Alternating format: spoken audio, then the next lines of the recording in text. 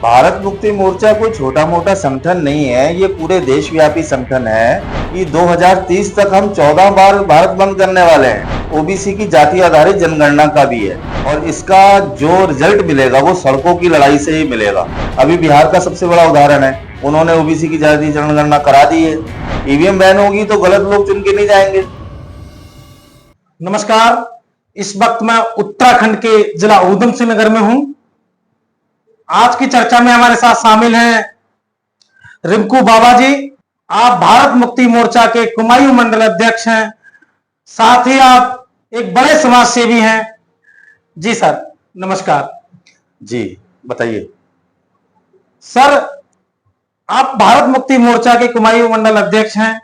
Sir, आपके इस मंडल में जो भारत मुक्ति मोर्चा है वो किस तरह से कार्य कर रहा है? कार्य इसलिए ऐसे कर रहा है कि अभी 30 तारीख को बहुत बड़ा जो है वो कॉल किया गया है भारत बंद के लिए मोहम्मद मेश्राम साहब के आदेशानुसार। तो हम इसमें 2 मुद्दों पे भारत बंद करने जा रहे हैं। तो जैसा कि साहब का आदेश हुआ है कि ईवीएम में धांधली हो रही है और सुप्रीम कोर्ट ने भी ये माना है, और ये इलेक्ट्रॉनिक वोटिंग मशीन जो है ये वोटों की चोरी का काम करती है। तो हम इसके लिए 30 तारीख को भारत बंद का समर्थन करते हैं। और इसमें ईवीएम को लेकर के और भी तमाम सारी पार्टियां इसका विरोध करते आई हैं। आज आप भी इसको विरोध करने का ऐलान कर रहे हैं, तो बाकी और जो पार्टियां हैं वो विरोध तो करती है लेकिन अभी उसको कोई बड़ा एक्शन इस तरह का नहीं दिख पा रहा है। तो आपका जो भारत मुक्ति मोर्चा है वो किस तरह का क्या एक्शन करने जा रहे हैं आप लोग? भारत मुक्ति मोर्चा कोई छोटा मोटा संगठन नहीं है, ये पूरे देशव्यापी संगठन है। 31 स्टेट में इसकी विंग है, 567 जिलों में ये हमारे कार्यकर्ता इसमें काम में लगे हुए हैं दिन रात। और इस काम को अभी वामन मेश्राम साहब ने अभी बोला है कि 2030 तक हम 14 बार भारत बंद करने वाले हैं। तो ये हमारा स्टार्टिंग पॉइंट है।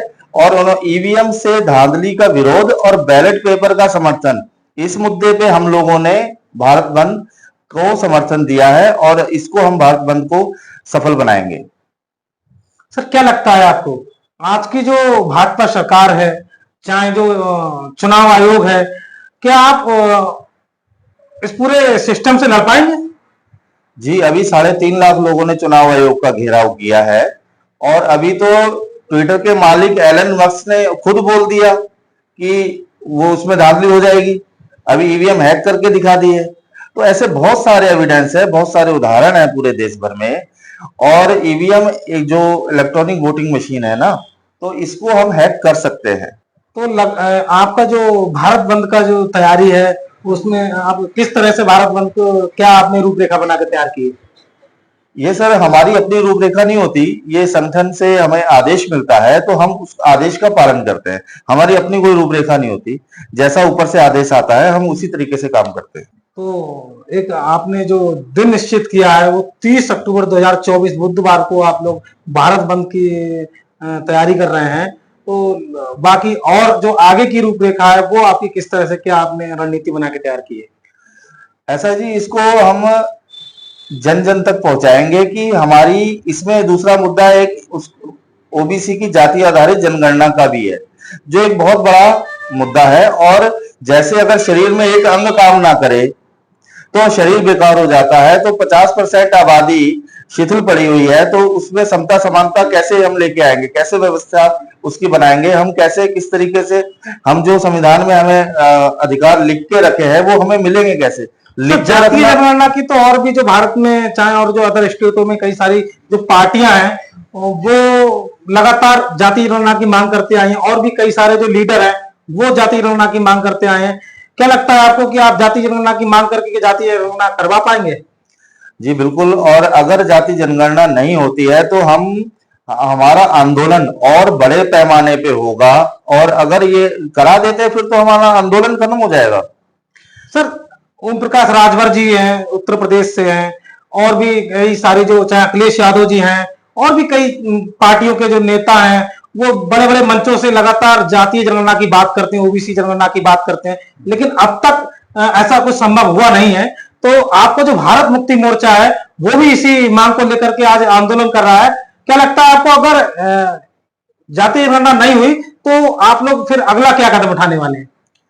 देखो जी, ये हम सड़कों पे लड़ाई लड़ रहे हैं और इसका जो रिजल्ट मिलेगा वो सड़कों की लड़ाई से ही मिलेगा।